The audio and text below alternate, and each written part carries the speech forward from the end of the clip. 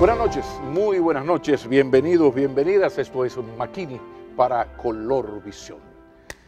Miren, ¿qué se puede hacer? ¿Qué puede hacer un país cuando su justicia está en un momento tan terrible, tan cuestionada? ¿Qué hacer cuando la credibilidad de la justicia de un país es inferior a la palabra de un vendedor de carros usados, por ejemplo?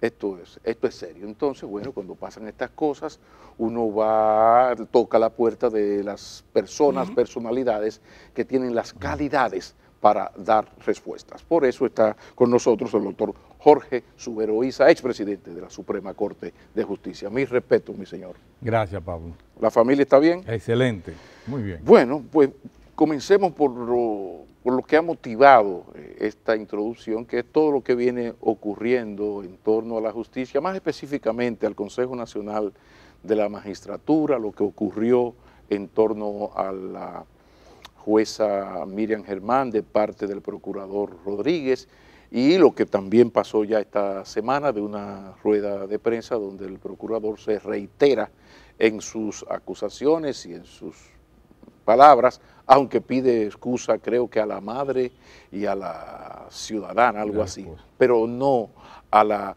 jueza. Este mal momento, ¿cómo lo ve un hombre de la experiencia de Jorge Subero Isa? ¿Qué está pasando con el sistema de justicia? Yo lo veo con mucha preocupación, porque había mucha esperanza de que lo que saliera del Consejo Nacional de la Magistratura fuera realmente una Suprema Corte de Justicia de mucha calidad e incuestionable.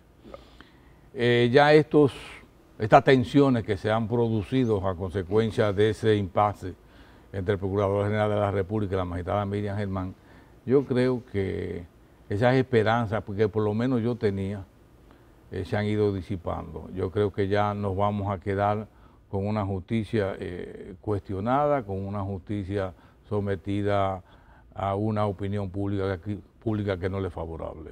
Pero las cosas se pusieron color de hormiga cuando se habla de un equipo de espionaje a una jueza, donde se admite una intervención telefónica, y a una jueza que es un símbolo de credibilidad, de honestidad, de vocación a lo social y a lo político en aquellos años terribles, que es doña Miriam Germán. Pero Jorge Subero Isa tiene algún recuerdo de algún antecedente de que haya pasado con un magistrado juez de una Suprema, de una alta corte, algo como lo que hemos visto ya admitido en contra de la jueza Miriam Germán. ¿Hay algún antecedente en su presidencia, por ejemplo? Si lo hicieron, por ejemplo, los pinchazos, el espionaje telefónicos o no, si lo hicieron sin mi conocimiento, porque yo bajo ninguna circunstancia lo hubiera permitido. Por lo menos los primeros que se hubieran enterado de esa situación hubiesen sido los medios de comunicación. Durante mi gestión los medios de comunicación fueron los aliados por excelencia, porque yo recurría con mucha frecuencia a ellos cuando me veía en momentos de apuro. Yo creo que ningún Procurador General de la República, y eso que yo tuve encontronazo con todos, incluyendo con mi hermano César Pina Toribio, siendo el Procurador General. Eso es casi inevitable, ¿no? Sobre todo. Sin embargo, nunca que yo tuviera conocimiento se hizo ningún tipo de espionaje, ningún tipo de actividad que se cuestionara a los jueces. Es más, las veces que se quiso someter a cuestionamiento y que la Procuraduría General de la República llamaba para interrogatorio a los jueces, a cualquier juez, y lo intentó varias veces, creo que Rodríguez del Orbe, y después otros más que no recuerdo, yo me opuse. Yo dije, si usted tiene una queja contra algún juez del Poder Judicial, algún juez que pertenece a la matrícula judicial, díganos lo que nosotros tenemos, nuestro mecanismo de investigación, nosotros investigamos. Pero yo nunca permití, ni hubiera permitido que una situación como esa se hubiera dado. La valoración personal que usted tiene de la jueza Miriam Germán, porque usted sí que la conoce, debe tener veintitantos años de conocerla, porque ya era juez en el 97 claro, cuando usted entró a la presidencia. Yo he visto a mucha gente defendiendo a Miriam Germán. Miriam Germán se defiende por sí sola. Miriam Germán no necesita defensa. Cuando yo ejercía la profesión, los abogados siempre queríamos que los casos cayeran en la primera Cámara Penal, que era en esa época, que presidía la magistrada Miriam Germán, por la forma en que ella manejaba, dirigía las audiencias. Una mujer enérgica, con conocimiento, firme, incorruptible, pero una mujer de trato muy afable. Entonces nosotros estábamos muy seguros. Era en la época donde no había Código Procesal Penal, donde no había tribunales colegiados, sino habían cámaras penales. Y cuando yo llegué, Miriam estaba ahí. Todavía funcionaba lo de la íntima convicción del juez. Sí. Todavía no habían cambiado lo de las evidencias. No había la sana crítica, no había nada de eso, no, la íntima convicción del juez. Pero nosotros confiábamos en la íntima convicción de Miriam. Nosotros confiábamos en eso. Entonces, cuando llegamos, Miriam se quedó un tiempo ahí. Cuando comenzaron las primeras promociones, se promovió a la Corte, a la Cámara Penal de la Corte de Apelación del Distrito Nacional. Y posteriormente, a mi salida, ya Miriam estaba presidiendo la Cámara Penal de la Corte de Apelación del Distrito Nacional, que estaba compuesta en esa época por varias salas. O sea, Miriam no necesita defensa. Por eso es que creo que el Procurador General de la República tuvo poco hidalguía con ella, no tuvo nobleza en la primera intervención, cuando la sometió a una situación muy difícil, pero tampoco en la segunda. En la segunda creo que empeoró lo que hizo en la primera. Y ya en la segunda la cosa picó y se extendió porque ya involucró a Reinaldo Pared Pérez, que la comunicación no verbal pues lo dice todo. Pero hay algo que yo no entiendo y por eso está Jorge Suero Isa aquí para yo hacerle la pregunta, porque el gobierno y el PLD, el partido gobernante, Danilo Medina, el procurador, o sea, tiene el control democrático porque el PLD ganó el proceso electoral, controla el Senado, controla la Cámara de Diputados, está aquel cambio que hicieron para que el procurador participe, es decir, que ellos están en absoluta mayoría. Por consiguiente, es fácil, si hay una decisión del PLD de que la jueza Miriam Germán no siga siendo juez, es una prerrogativa del Consejo. Pero lo que ocurrió aquí no fue eso. O sea, lo que se percibe es una intención no solo de sacarla, sino de sacarla de manera aviesa, con un nivel de desprestigio terrible, violando un reglamento que explica muy bien que usted antes de una carta anónima tiene que dármela a mí para yo responderla 24 horas antes. ¿Qué explicación? Porque no es la simple de que no siga siendo la jueza. Hubo la intención de dañarla a Miriam Germán, lo que genera una suspicacia terrible, porque si eso le pasa y son capaces de hacerle eso a Miriam Germán, por favor, magistrado. Yo desconozco si dentro de los miembros del Consejo Nacional de la Magistratura que pertenecen al área gubernamental puede haber algún punto que tenga por finalidad dejar fuera a la magistrada Miriam Germán. Ahora, lo que yo creo, la apreciación mía con respecto a la actuación del Procurador General de la República, la primera y la segunda vez, es que él tenía eso guardado desde aquella ocasión en que la magistrada Miriam Germán, de una manera o de otra, le dañó el expediente de acusación en el caso de Odebrecht. El voto razonado.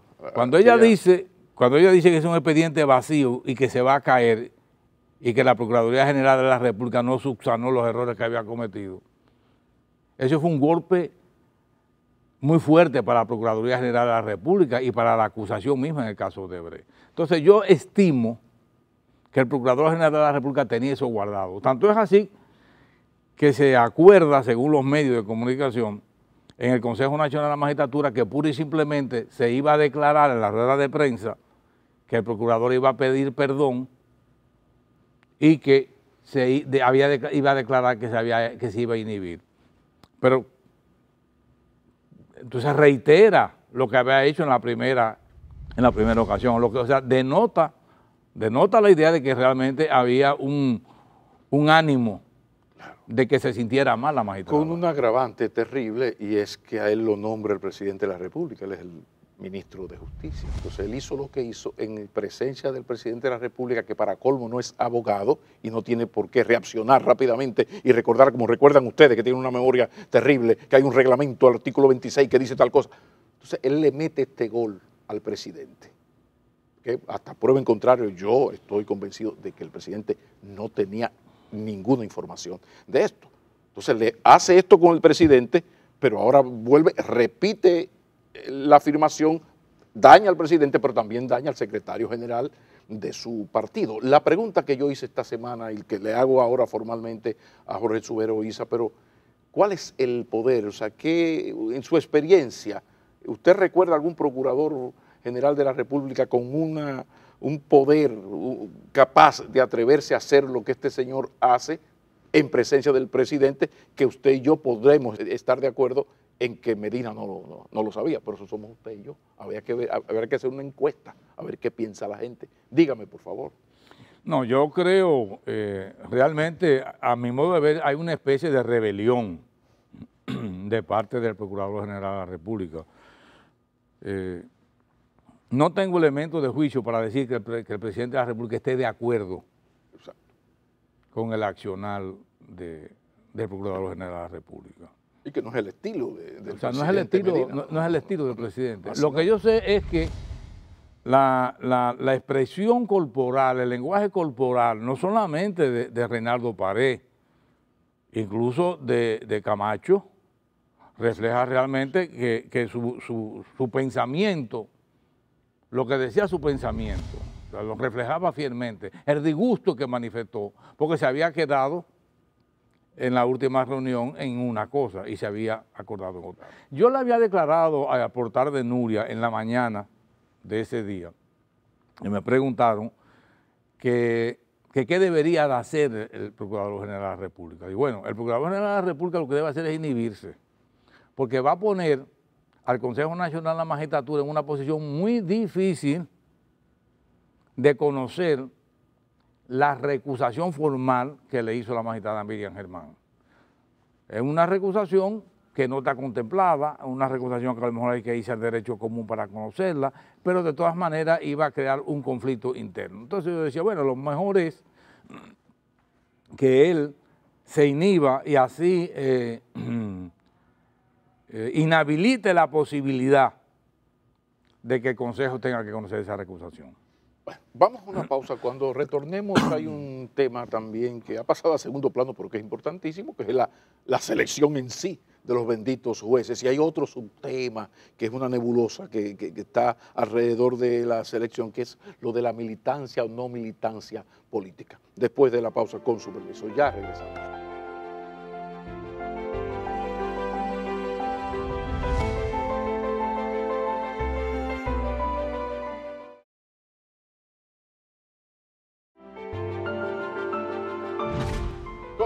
Continuamos esta conversación con el doctor Jorge Subero Isa. Selección, elección de nuevos jueces, hay que sustituir, evaluar y sustituir los de la Suprema Corte de Justicia, algunos, creo que son 4 en el Tribunal Constitucional, pero hablemos de ese perfil.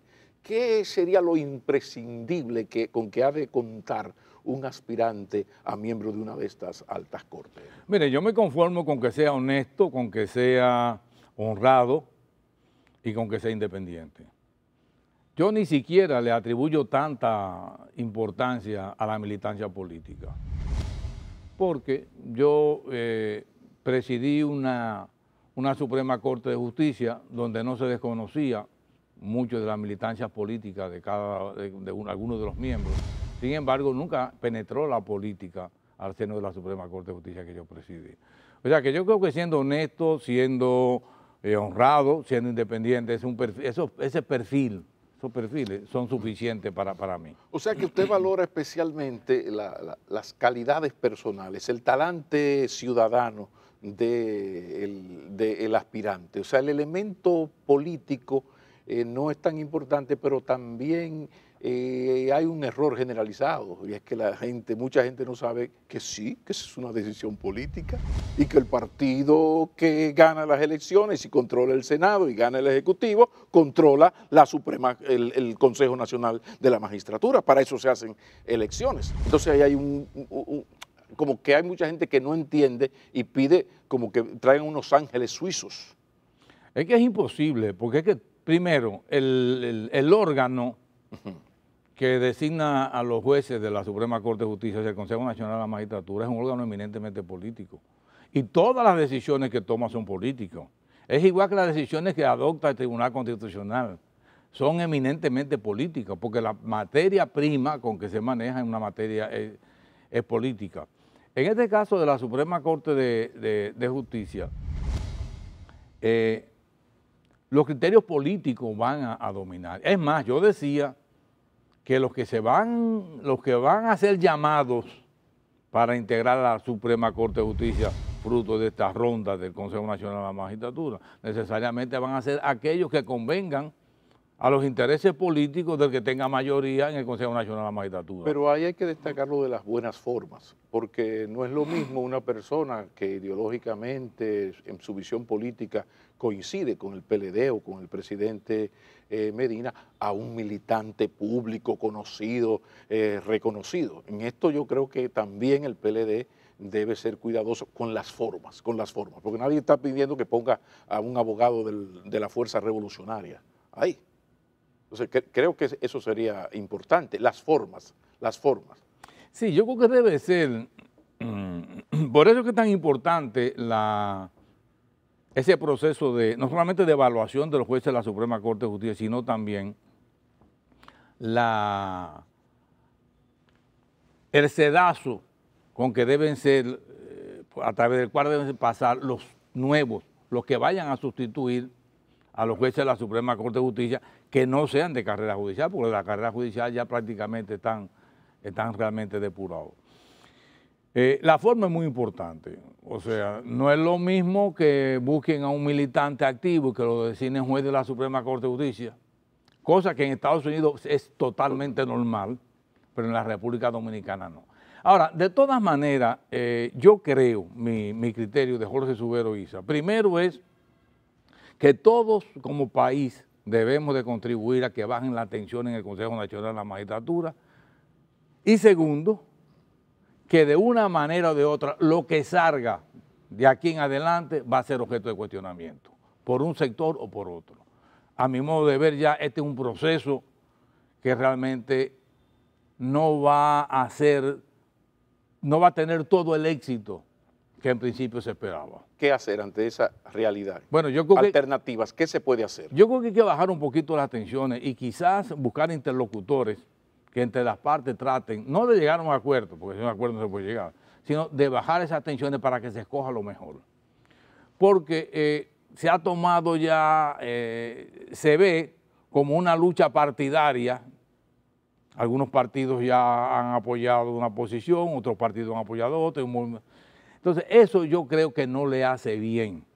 Mi propósito, y lo manifiesto de esta manera, el propósito mío con esta comparecencia sobre todas las cosas era llamar la atención de que todos los ciudadanos, todos los dominicanos tenemos que poner un granito de arena con la finalidad de que todavía se salve el proceso del Consejo Nacional de la Magistratura. Pero el asunto es peor, hay un problema que va más allá del Consejo Nacional de la Magistratura y esta elección de jueces, esta evaluación de jueces, y todo esto mancha a la justicia, el sistema de administración de justicia. Entonces, ¿qué puede hacer un país con su sistema de administración de justicia tan cuestionado? Y porque no es a Jorge Subero Isa que voy yo a destacarle la importancia para la vida democrática, para la democracia de un país que tiene la justicia como mayúscula. Hay que rehabilitarla. ¿Cómo se rehabilita la justicia en las actuales circunstancias? Mire, primero, la esperanza mía era que surgiera de esta ronda una Suprema Corte de Justicia con un liderazgo fuerte, porque de una manera o de otra el presidente de la Suprema Corte de Justicia tiene que convertirse en un líder que sea la cabeza visible de todo el proceso de reforma y transformación que requiere la Administración de Justicia. Si no hay un presidente de la Suprema Corte de Justicia que tenga ese perfil que yo les digo, de ese liderazgo, yo creo que no importa a quién se designe, que vamos a estar en lo mismo. ¿Por qué? Ya la Suprema Corte de Justicia no es la Suprema Corte de Justicia del 97 cuando nos recogieron a nosotros, donde éramos ley, batuta y constitución. Hay un Consejo del Poder Judicial que tiene las funciones administrativas y financieras. Ya la Suprema Corte de Justicia tiene facultades exclusivamente jurisdiccionales. O sea, tiene poco, la Suprema Corte de Justicia en la actualidad, el único control que tiene sobre los jueces es el control jurisdiccional cuando llegue un caso. Pero no tiene poder ni facultades de investigación como la teníamos nosotros, sino que eso es una facultad del Consejo. ¿Ha sido positivo ese avance? Porque a veces se retrocede por avanzar. La experiencia yo creo que pudo haber sido mejor. La experiencia puede haber sido mejor. Y eso obedece a la composición misma del Consejo del Poder Judicial, que yo cuestioné mucho, como cuestioné la reforma constitucional del año 2010. Lo que pasa es que nadie se acuerda de que muy poca gente cuestionó la inclusión del Procurador General de la República al Consejo Nacional de la Magistratura. Porque la oposición estaba mirando, escuchando canciones de José Alfredo Jiménez, en vez de atender sus cartones, algo que pasa mucho en la política, que después que el palo está dado, bueno, está ahí el lío de la ley de partidos, exacto, que hay 3 o 4 artículos que eso van para el constitucional, seguro. Después de la pausa, yo haciendo mi tarea para esta entrevista, me encontré con una afirmación de Jorge Subero Isa de San José, de los Isa de San José de Ocoa. Cito: a nadie le conviene una justicia independiente. Eso después de la pausa hay que explicarlo, matizarlo, desarrollarlo para yo no sacarlo de contexto. Ya regresamos. Usted siempre quiere tener a alguien en la justicia. A mí que no me vengan diciendo, no, yo nunca fui donde usted, sí, usted fue donde mí.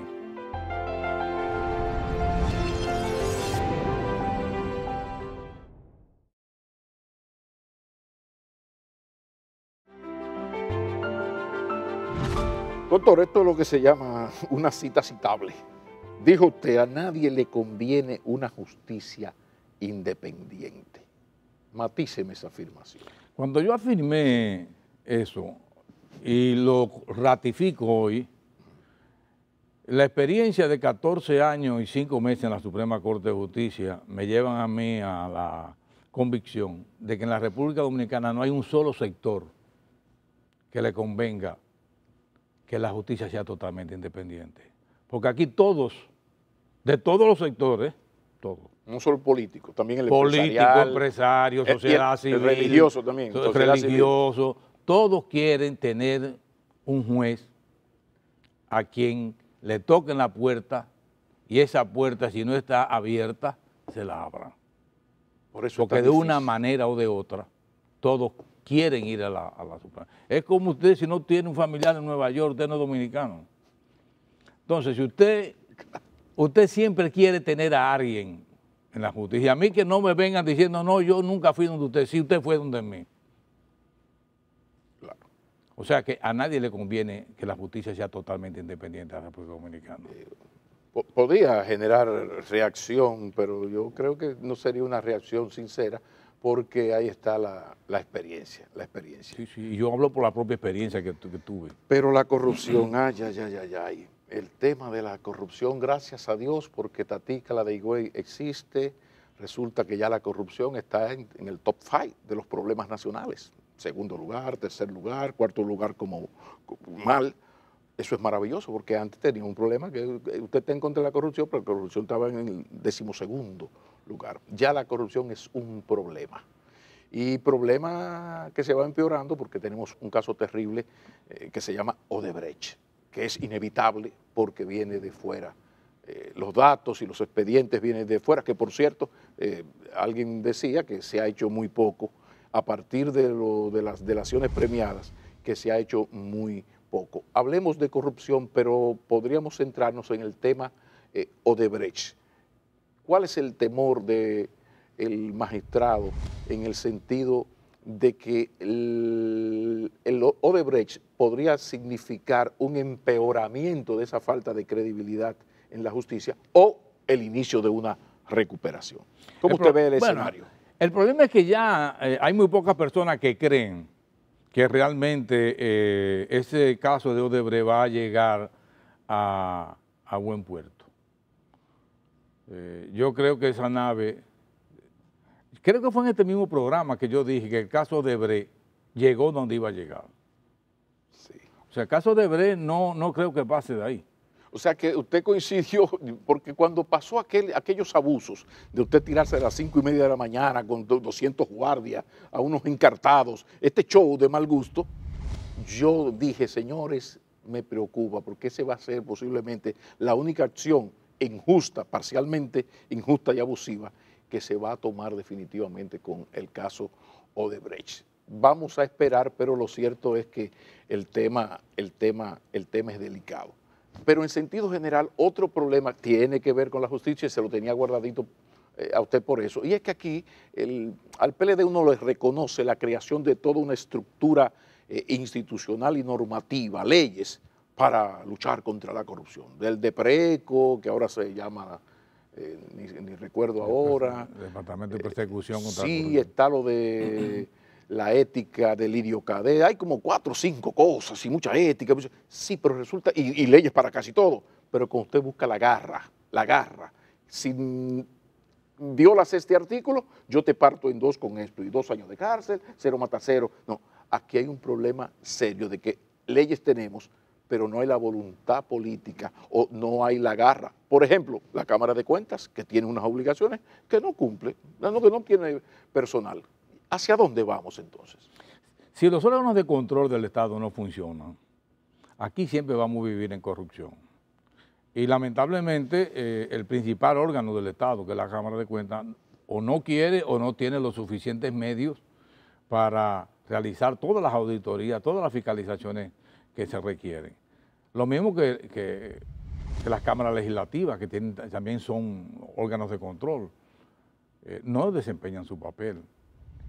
Por eso es que es tan difícil de perseguir la corrupción en la República Dominicana. El hecho de que el PLD controle los poderes todos agrava la situación porque quita al Poder Legislativo, por ejemplo, su función fiscalizadora, pues son compañeritos y ellos pelean muchísimo ahora, pero a la hora de la verdad se ponen de acuerdo. No hay duda. Yo creo que si, por ejemplo, el Congreso, o por lo menos una de las cámaras tuviese en manos de la oposición, la situación fuera diferente, porque por lo menos alguna interpelación hubiera habido. Cuando hay esa concentración de poder en un partido, en un gobierno, realmente las cosas son mucho más difíciles, no solamente para combatir la corrupción, sino para todo. Pero yo quiero volver con el caso de Odebrecht. Sí. Yo había manifestado, no recuerdo si fue aquí en otro programa, que uno de los graves problemas es que la Procuraduría General de la República estaba soportando casi toda su acusación en lo que había venido de Brasil. Sí, fue aquí que usted habló. Entonces eso era muy peligroso. Los resultados los tenemos ahí. Entonces tenemos un juez incuestionable, el juez de la instrucción especial, Francisco Ortega. Es un juez que a mí me corresponde el mérito de que me sustituyó a mí en el seno de la Suprema Corte de Justicia. Y yo lo conozco y lo promoví. Cuando se designó un juez en la evaluación del año 98, él ocupaba una posición de ayudante del fiscal del Distrito Nacional, que creo que era Guillermo Moreno en esa época.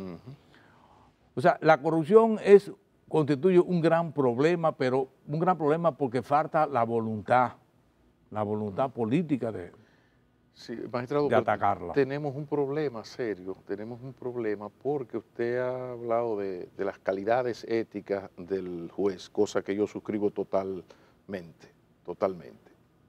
Ya dijimos que no existe ya lo de la íntima convicción, sino es asunto de evidencias, ¿no? Entonces, ¿cuál es el problema? Yo decía que, bueno, Odebrecht es el gran striptease ético de la partidocracia y el empresariado dominicano. Está ahí, viene de fuera, no se puede evitar, como se evitan muchísimas cosas, por ejemplo, con la Cámara de Cuentas, no me le audite, 0 mata 0, no me le pase la auditoría a la institución y esto viene de fuera. Entonces, ¿qué ocurre? Lo dijo primero Jorge Subero Isa, luego lo dijo Miriam Germán y uno lo está viendo de achín. que hay un problema con las evidencias. Es decir, que haya una alta probabilidad, alta posibilidad de que la mayoría de esos señores, por falta de evidencias, sean de no guilty. Eso no sería una cosa terrible, porque ya usted sabe que la justicia popular condenó hace muchísimo tiempo. Y entonces, dígame usted. Se va a quedar con la condena de la sociedad solamente. Ese es el presagio que yo tengo. Ahora, posiblemente no creo que alcancen a 2 las personas que el juez de la instrucción especial pueda enviar a la jurisdicción de juicio. O sea, alguien hay que enviar, por una razón o por otra, y posiblemente 2. Ahora, ¿no podría agravarse la cosa con una frase que se escucha mucho en estos casos, que es yo no caigo solo? Y ahí hay mucha gente que maneja muchísima información. Esto no podía empeorarse, yo no caigo solo. Es posible que aferrándose a un clavo caliente, y dice, bueno, vamos, no me voy yo solo porque otras personas más se beneficiaron de esta gestión. Eso es así. ¿Usted cree que esto podría ser así? Sí, puede ocurrir eso.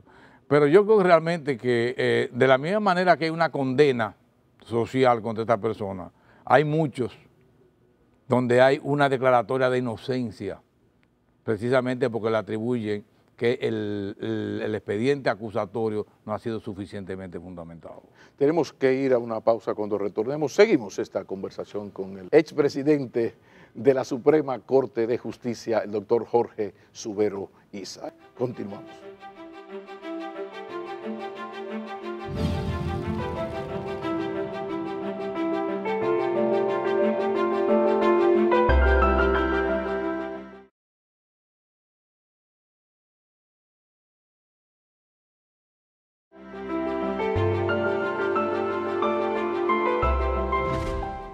Último segmento que podríamos titular Sin ti se hunde este país, porque eso se le dice a todo ser humano con ombligo delante que llega a la presidencia de la República. ¿Qué vamos a hacer con esta cultura política nuestra, esta herencia trujillista, caudillista, que nos hace que no respetemos nuestras propias leyes, sobre todo la magna, la de la Constitución?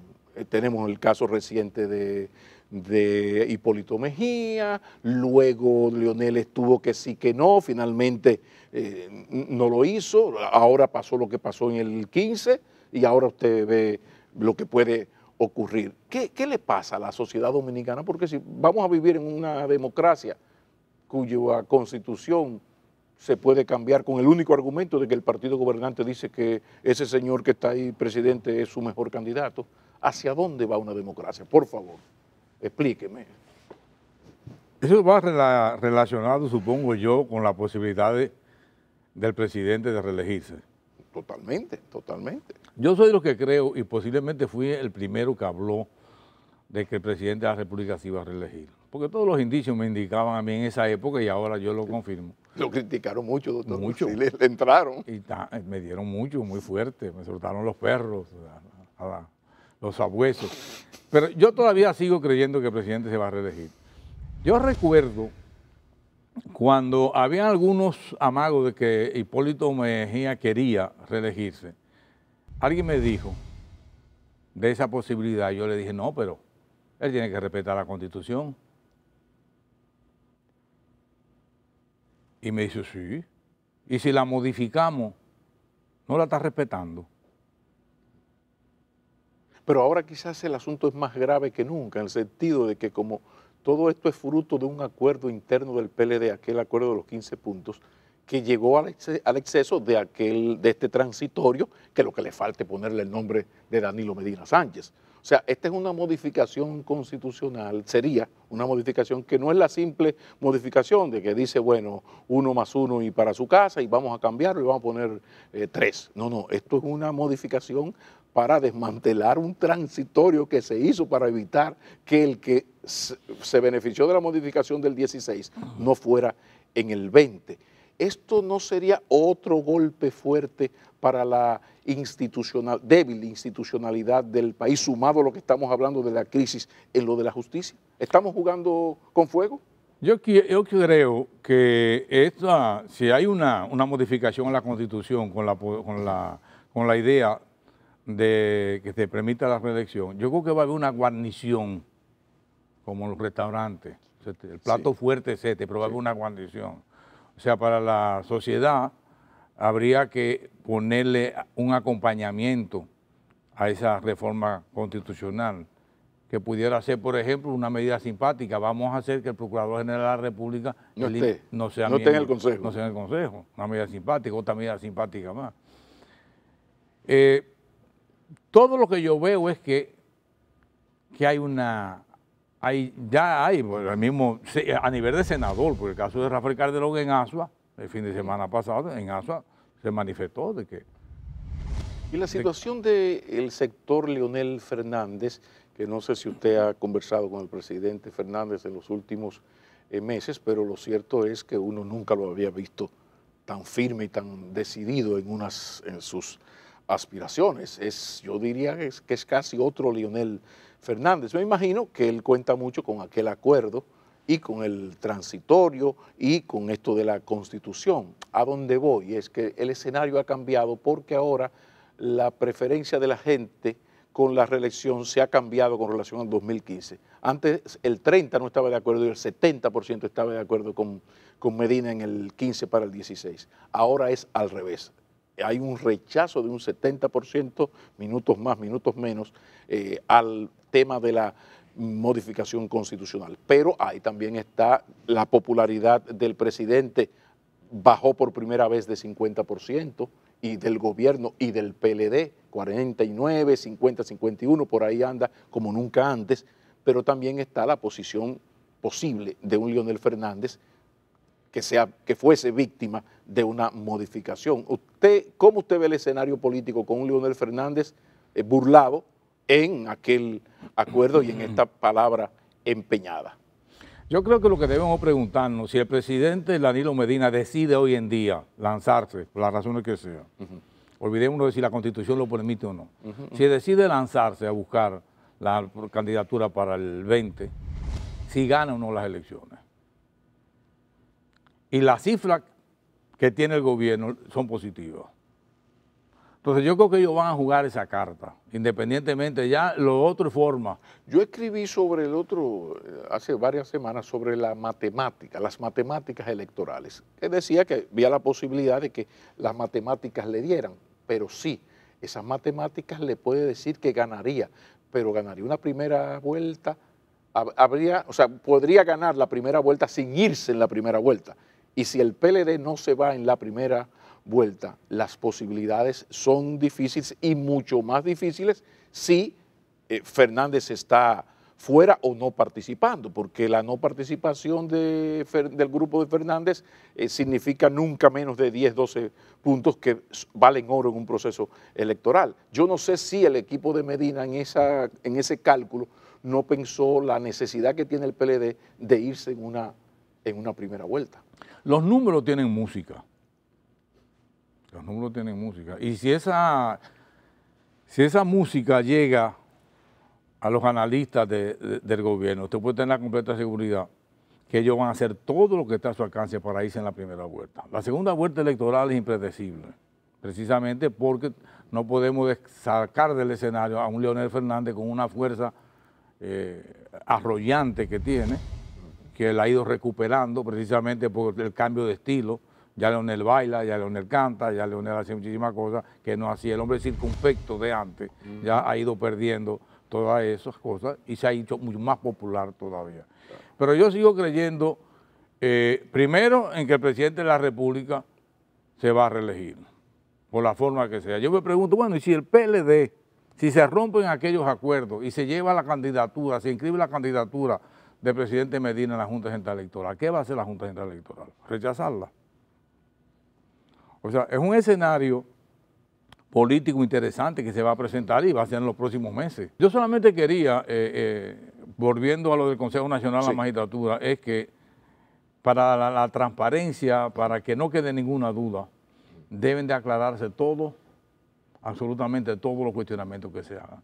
Yo recuerdo que cuando a mí me evaluaron para el Consejo Nacional de la Magistratura en el 97, como yo venía del mercado asegurador, la primera pregunta que me hicieron era si yo siendo, durante tantos años, abogado de las compañías de seguro, no iba a beneficiar a las compañías de seguro, siendo yo presidente de la Suprema Corte de Justicia. Claro. Yo dije que yo aplicaba la ley. Entonces yo creo que todos los cuestionamientos deben de aclararse. Me parece muy buen aporte y muy buena manera de cerrar la entrevista, porque sí es importante, y por eso la crítica ha sido no al cuestionamiento, sino al tipo de cuestionamiento que incluyó la violación, porque los contenidos de esas cartas anónimas se mandaba al reglamento que ella tuviera esos contenidos y tuviese, como me imagino que hará, que dar respuesta a todo eso. Muchísimas gracias, doctor. El doctor Jorge Subero Isa nos ha acompañado. Muchísimas gracias. Hasta el próximo sábado. Si Dios quiere, y Él va a querer. Él va a querer.